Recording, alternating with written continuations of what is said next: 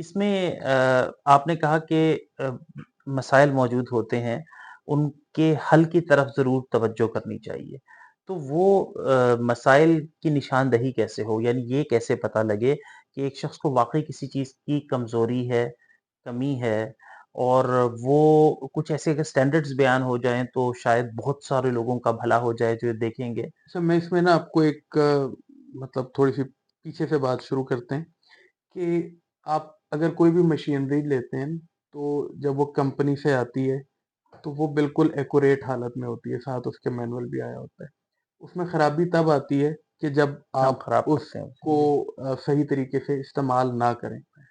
तो by default इंसान जब पैदा होता है या जब नौजवानी की उम्र में पहुँचता है या जवानी की उम्र में पहुँचता है, अगर उसने अपने मामलात को खुद खराब नहीं किया, तो उसको किसी दवाई की ज़रूरत हुँ, नहीं होती। एग्री। और उसने अपनी अगर तो खुराक अच्छी रखी है, नॉर्मली मतलब अच्छी रखने से ये मुराद नहीं कि आपने कोई मुतवाज़न। बहुत मुतवाज़न खुराक रखी है, हुँ, हल्की-फुल्की एक्सरसाइज़ उसने रखी है, तो उसको किसी दवाई की ज़रूरत नहीं होती। हुँ। और बहुत से ऐसे मतलब पेशेंट्स होते हैं कि जिनको मैं बाज़-औक़ात कह देता हूँ कि आप माशाल्लाह बिल्कुल ठीक हैं।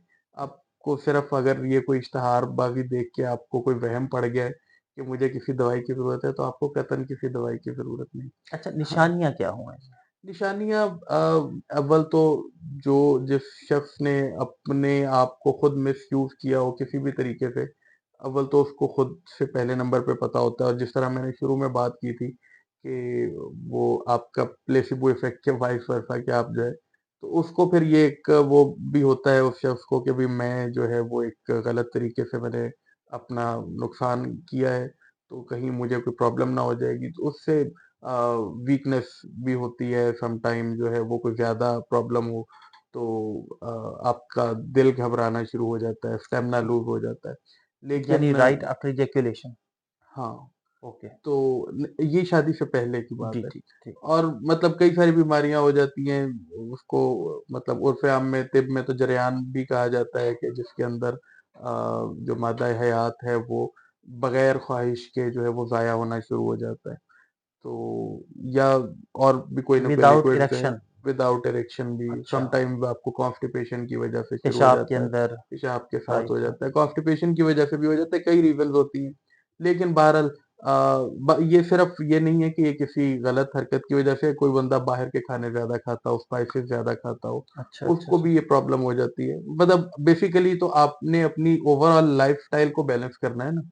तो लेकिन बहरहाल अगर ये हो जाए तो इसमें बेहतर होता है कि वो nip the evil at the bud हुँ, कि आप जब कभी कोई मसला हो तो आप उसको बिल्कुल ईज़ी ना उसको समझें, बल्कि उसको ट्रीट कर लें। हुँ। तो वो शुरू में ही आप कर लेंगे तो मामलात खराब नहीं होंगे। अदरवाइज़ ये होता है कि बाज़ औक़ात तो 2-2 साल, 4-4 साल छोटे-छोटे मसाइल चलते रहते हैं, यहाँ तक कि वो आपके अज़ार-ईसा को कमज़ोर करते चले जाते हैं।